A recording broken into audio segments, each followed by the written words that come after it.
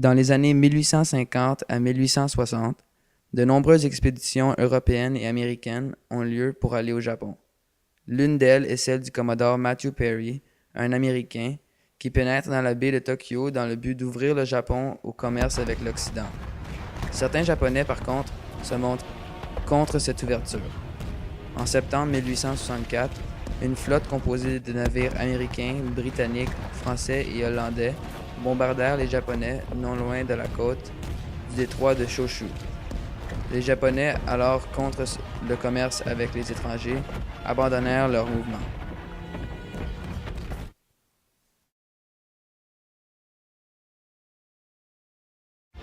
Dans les années 1870, le Japon a une armée équipée d'armes dérisoires dont le sabre samouraï. L'empereur Meiji a commencé à vouloir moderniser le Japon et à l'ouvrir au reste du monde. Un samouraï est envoyé en Grande-Bretagne pour négocier afin d'obtenir des armes modernes.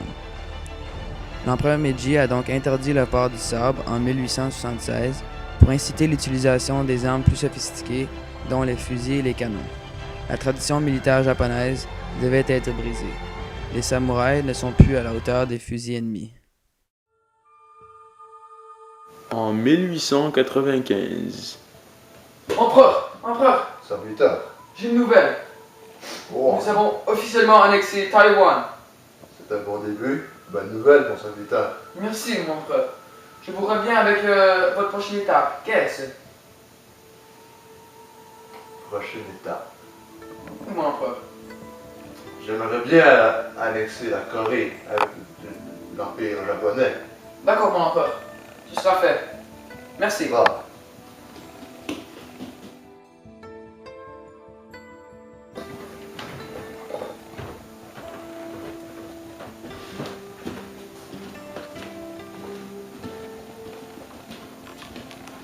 Bonjour, mon empereur. bonjour, monsieur. Pourquoi voulez-vous ma présence aujourd'hui? Alors, je vous ai demandé aujourd'hui pour une alliance avec le Japon, mon pays, et votre pays, la Grande-Bretagne. Je vois. Pourquoi une alliance? Pourquoi une alliance? Parce que nous deux, nous avons un ennemi en commun. Qui est-ce? Les Russes. De la Russie. Les Russes. Effectivement, les Russes. Vous êtes aussi ennemis des Russes? C'est cela. Ah, je vois. Donc une alliance. Alors, avons-nous un pacte? Si la Russie attaque un de nous deux, on s'allie, on défend l'autre? Bien certainement, monsieur. C'est un pacte.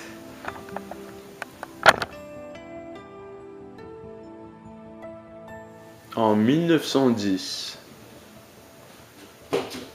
Mon empereur, Serviteur, j'ai une nouvelle pour vous. allez-y. Nous avons officiellement annexé la Corée. C'est très bien. Ça fait juste 15 ans. Et nous sommes déjà avec eux. Merci, mon empereur. Nous avançons vite. Vous pouvez y aller. Merci.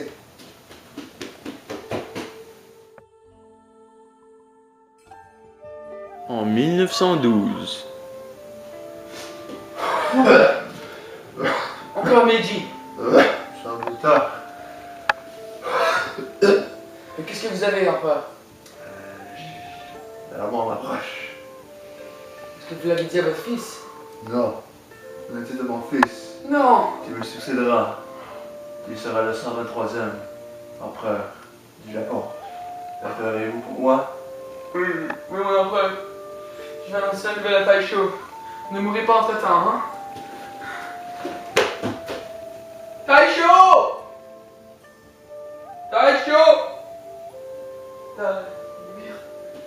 Mon empereur, Taisho n'est pas là. Mon empereur. Oh merde, vous êtes froid. Il est mort. Empereur Meiji est mort. Taisho!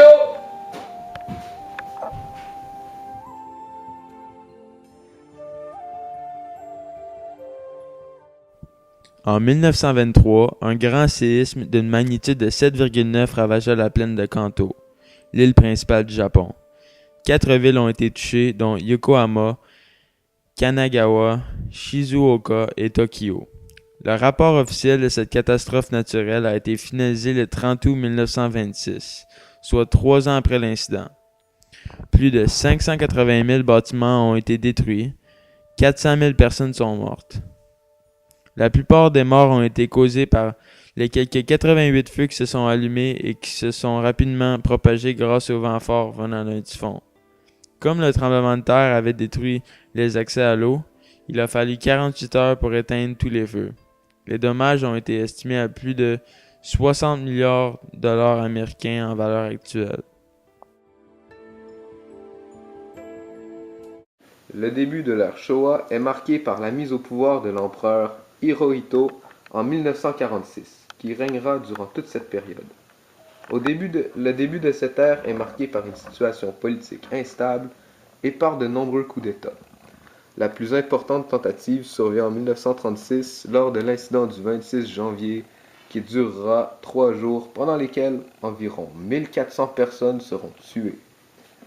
Durant cette même année, un accord est signé entre l'Allemagne et le Japon, le pacte anti-Comintern, qui promet une assistance militaire mutuelle en cas d'attaque de la part de l'URSS. Au cours des premières années de l'ère Showa, les dépenses gouvernementales importantes engendrent une importante montée du militarisme. En effet, le budget d'armement atteint 27% en 1927, puis 46% du budget en 1936, ce qui explique le poids important du Japon au cours de la Deuxième Guerre mondiale. Après avoir envahi la Mandchourie en 1931, l'Empire du Japon entreprend de poursuivre sa conquête du territoire chinois, mais ralentira sa progression avec l'invasion du Pacifique. Le Japon atteindra son expansion maximale en 1942.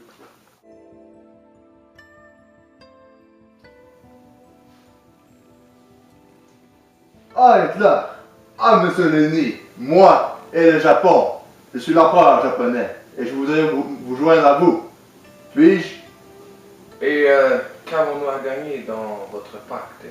Dans notre pacte, mais je suis un allié à vous et je peux me battre contre les Américains. Bon, alors, monsieur, je suis l'empereur japonais. Qu'avons-nous à gagner dans votre pacte? Et nous pouvons nous occuper de nos affaires, vous voyez?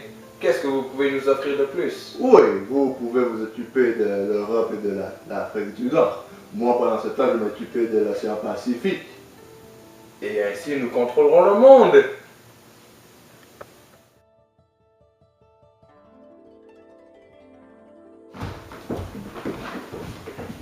Oh.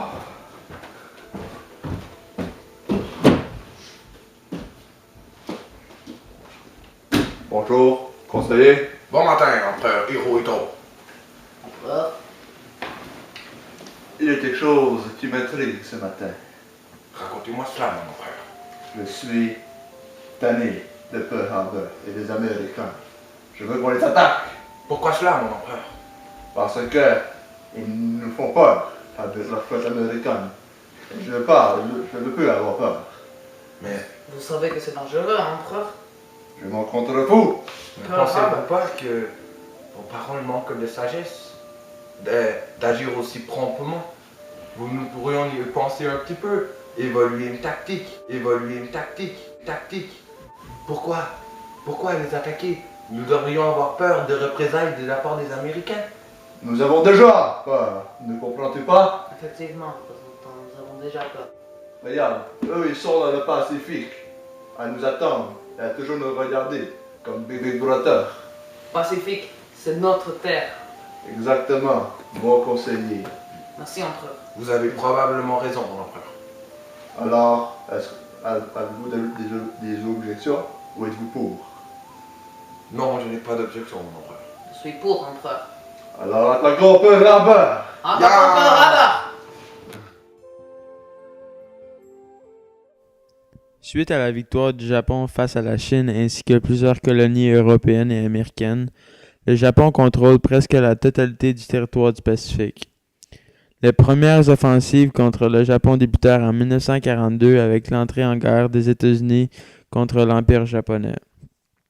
Les États-Unis triomphèrent bataille après bataille. Malgré cela, le haut commandement du Japonais résistait toujours et développait de nouvelles tactiques de combat telles les attaques suicidaires.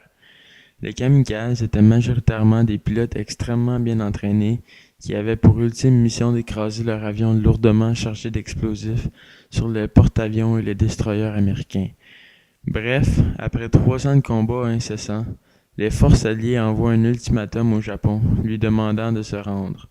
Face au refus du Japon qui tenait absolument à tenir tant qu'il resterait des Japonais, 2 bombes atomiques furent larguées sur, premièrement, Hiroshima le 6 août 1945, puis Nagasaki le 9 août 1945. Ce fut l'ultime attaque qui força le haut commandement du Japon à se rendre une fois pour toutes.